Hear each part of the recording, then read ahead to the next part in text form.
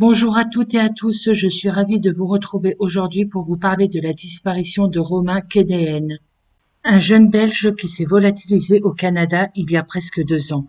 Romain a disparu près de la rivière Nass, une rivière populaire pour les kayakistes. Apparemment, ces dernières années, de nouvelles personnes ont disparu là-bas et Romain est la dernière personne en date. Je sais que la famille de Romain est bloquée en Belgique à cause du coronavirus, mais elle est en contact avec la police canadienne. Commençons par les faits. On va remonter en novembre 2018. Je vais vous présenter Romain.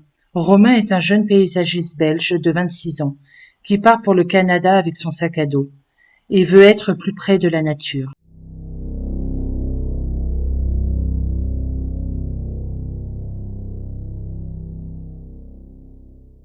Malgré son envie de déconnecter, il partage beaucoup de photos de ses aventures sur les réseaux sociaux et communique régulièrement avec ses proches. Originaire de Saint-Ghislain, passionné de nature, Romain comptait bien être au plus près de la vie sauvage, comme il l'expliquait notamment sur des forums de voyage. La Colombie-Britannique est en effet une région très boisée, où l'on peut croiser des loups, lynx et autres ours. Romain voulait notamment dormir sous des tentes, se nourrir de la pêche.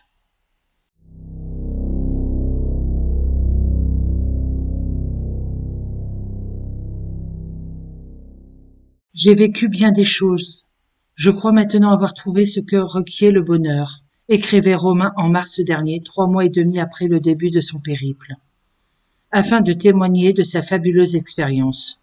Une vie tranquille et retirée, la possibilité d'être utile à des gens à qui l'on peut faire du bien et qui n'ont pas l'habitude qu'on leur en fasse. Un travail que l'on espère de quelques utilités, et puis le repos, la nature, les livres, la musique. Telle est mon idée du bonheur. Aventurier dans l'âme, Romain avait décidé de partir en décembre 2018 à la découverte des grands espaces du Canada et de l'Alaska dans une expédition en solo, avec son sac à dos et son kayak. Il rêvait de vivre une expérience au plus proche de la vie sauvage. Il avait ainsi appris à se déplacer seul, à se nourrir de la pêche, à dormir dans les bois et à mordre la vie à pleines dents, malgré le danger des animaux sauvages, de la nature et de la solitude. Mais Romain avait encore régulièrement des contacts avec ses proches, malgré la distance et les difficultés à communiquer. Mais il va se passer quelque chose.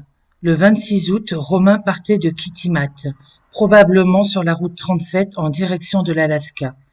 Kitimat est situé au nord-ouest de la Colombie-Britannique. La route 37 est près du lac Good Hope. C'est une des régions les plus isolées de province. La route 37 est aussi surnommée la route Stewart-Cassiar ou sous le nom de route de Death Lake.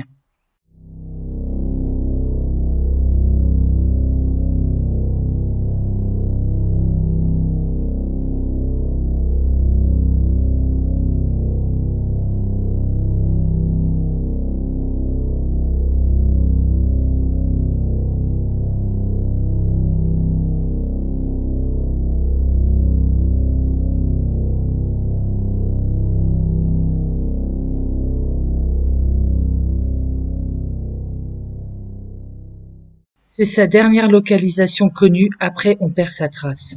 Depuis le 26 août, on ne sait pas ce qu'est devenu Romain.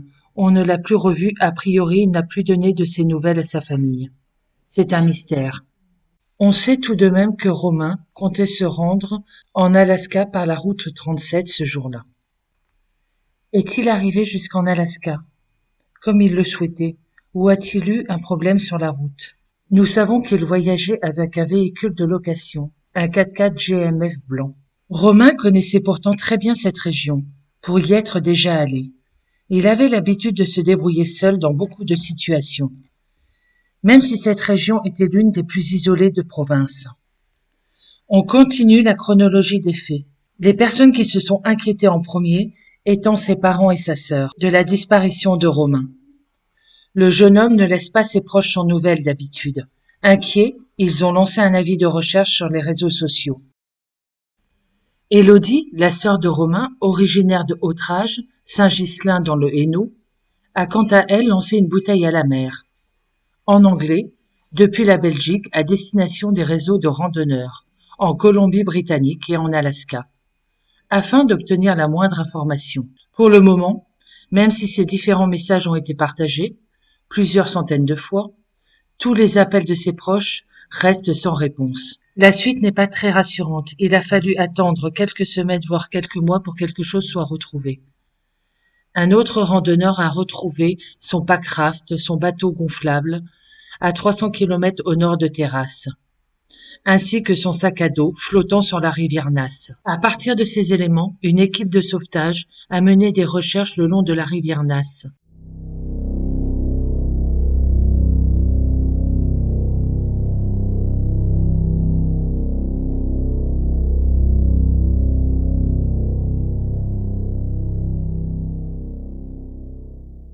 Mon père a dû reconnaître le sac à dos sur la base de photos, raconte Élodie, la sœur de Romain. Il a surtout reconnu la canne à pêche de Romain qui dépassait. Il a aussi reconnu l'écriture de mon frère sur son canet de route. Les descriptions du packraft et du sac à dos correspondent à celles du matériel de Romain. Autant vous dire qu'il y a très peu de pistes dans cette affaire. Sa disparition est une énigme totale. On n'a pas la moindre idée de ce qu'il est devenu. Comme je le dis souvent, les policiers le disent eux-mêmes, le retard créé lors d'une enquête ne se rattrape jamais. Ils ont perdu des semaines. C'est un concours de circonstances malheureuses. Car quand on est au bout du monde, c'est toujours très compliqué. Voyageant seul, dans un endroit particulièrement isolé, tous ces facteurs ne font que compliquer les choses.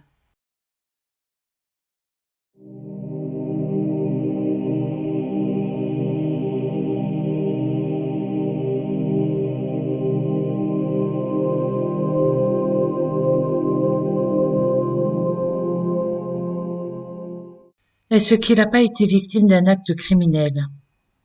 On n'en sait rien, mais cela devrait être sérieusement envisagé, car Romain n'est pas la première personne à avoir disparu à cet endroit. Amélie Sakalis a disparu au même endroit au mois d'août 2018. Cette jeune touriste belge a été malheureusement retrouvée assassinée et violée. Est-ce qu'il n'a pas été victime d'un accident, étant seul en voyage dans une région isolée? Je m'interroge. Son kayak et son sac à dos, ayant été retrouvés sur la rivière Nasse, ne se seraient-ils pas noyés? Des recherches ont été entreprises avec des plongeurs pour sonder la rivière Nasse. Il faut savoir que la rivière Nasse prend sa source dans les montagnes Skéna et se jette dans l'océan Pacifique. Malheureusement, un corps peut tout à fait disparaître. Sachant aussi que cette rivière est réputée pour avoir des débits très forts quand le printemps est tardif. Les recherches ont continué pendant plusieurs jours. Je sais par expérience que les Canadiens sont des gens très amicaux, ouverts, accueillants. Mais malheureusement, aucun témoin ne se souvient d'avoir vu Romain. Cette rivière est pourtant très appréciée des pêcheurs, mais cet endroit est tellement vaste que Romain aurait pu être là sans que personne ne le voie.